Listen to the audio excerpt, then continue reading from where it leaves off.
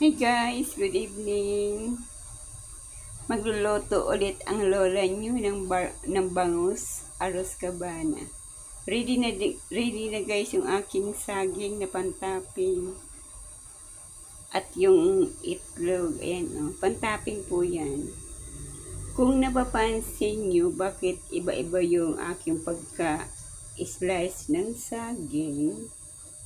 Dahil para yung caregiver hindi na magayat ng maliliit, para sinusubuan kasi yung pasyente.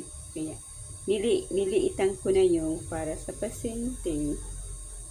Tapos itong pahaba, extra po yan. Extra na fried banana. At ito naman yung pang topping.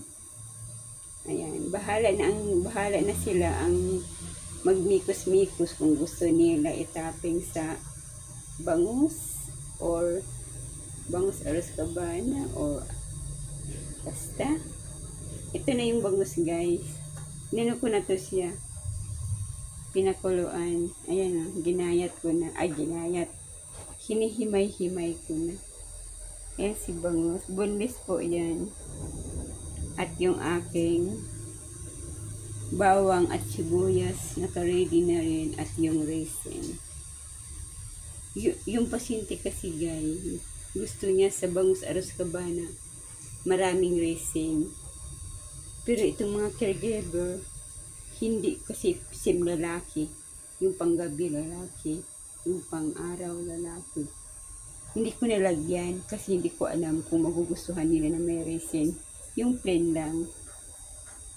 Ayan. Yan lang guys, share ko yung aking ngayon, menu. Ayan, bangus aros kabana. Ito, pag na to, ilagay ko lang yan sa isang lalagyan. Halimbawa, bangus, saging na fried, at saka yung nang tawag dito, scrambled egg. Sila na lang bahala mag-topping. Yan lang guys, yung aking menu ngayong gabi. Good evening. Sana okay kayo lahat.